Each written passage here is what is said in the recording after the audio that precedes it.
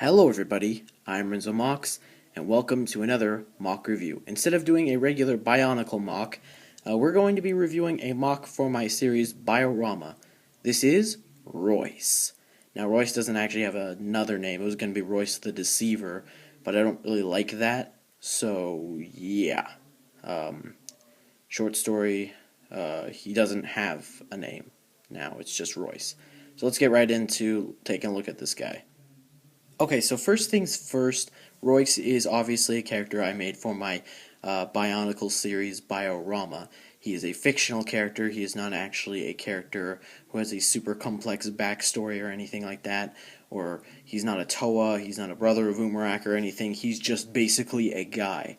Now, let me go into a little bit of backstory on why I made him. So first of all, I needed a new bad guy for the League of Seven, as I'm calling it.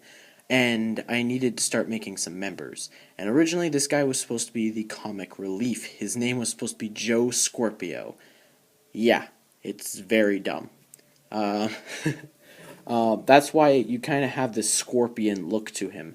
So he was originally named Joe Scorpio, but then I added the shoulder pads and the hooks and stuff like that, and I realized he's a much more creepy character. I really wanted to get this feeling like he's incredibly spindly and creepy, so that's why I kind of gave him the really big hooked toes, the long bony tail, the really skinny forearms, and the longer neck. So yeah, and I think that this is a really good mask to use for this color scheme. I love this mask. Shame it wasn't used in the story, but it's still a very good mask nonetheless. So looking at this guy, he's got a very basic build. Actually, I kind of like how I did his shoulder pads. It's a very basic connection. I just used these small bone pieces with the use of that little body piece, and yeah, it's pretty simple. He does have this one trans orange bone because that's the only one I have, and I figured just put it on him because that's part of his color scheme. And then I used the Culta chest piece because I had an extra one. And then I also used this piece, which I believe is from Fangs. Yeah, Fangs from that old Hero Factory set. As you can see, his shoulder pads are just they were originally supposed to look like that, like kind of be like wings, but not wings. They were supposed to look up like this, and that didn't look very good. So then I got the idea if he had really big upper arms, like super big bulky upper arms, and then small, really tiny, skinny lower arms. That's kind of the idea I was going for there. And yes, I used all my skeleton pieces working on this guy.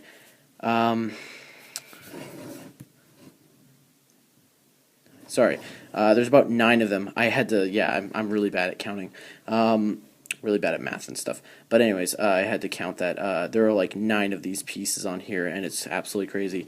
So I'm going to take you through. He has tons of articulation. And I also used 3 friction adders on one leg. So yeah. He does have a lot of movement.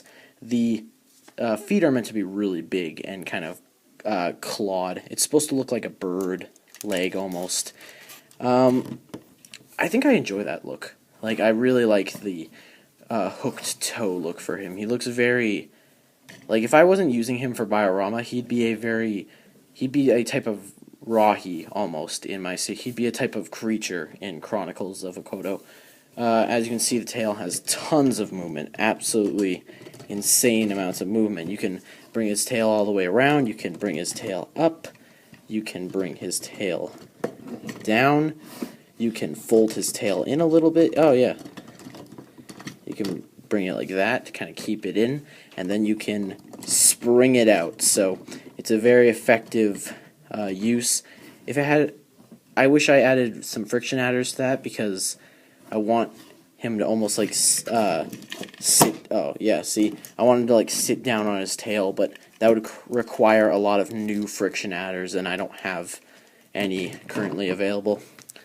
As you can see, his head is also on a double ball joint, like most of the old Hero Factory villain sets, and I actually like the look like this more than I like the hunched down look.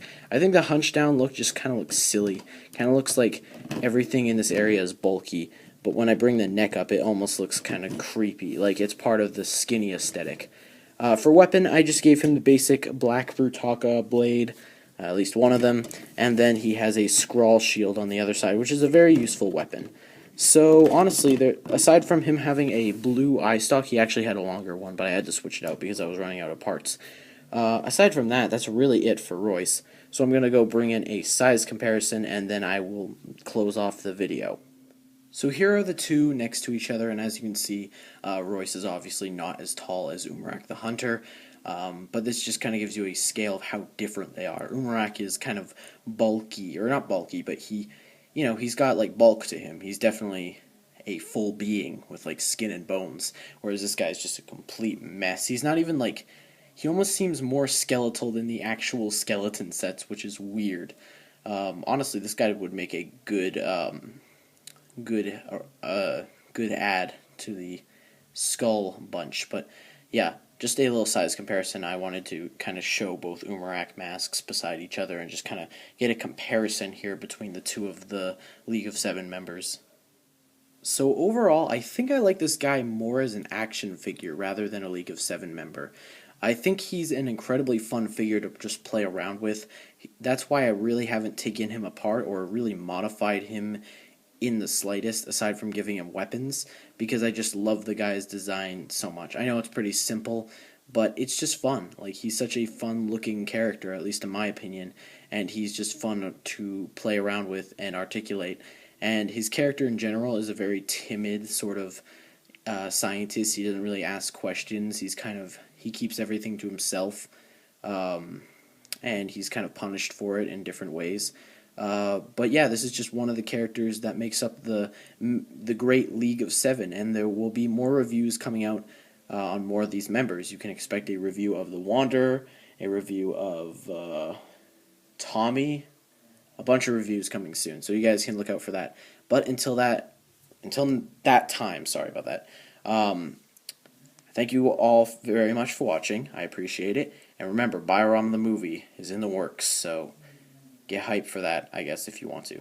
Thank you all very much for watching. I am Renzo Mox, and goodbye.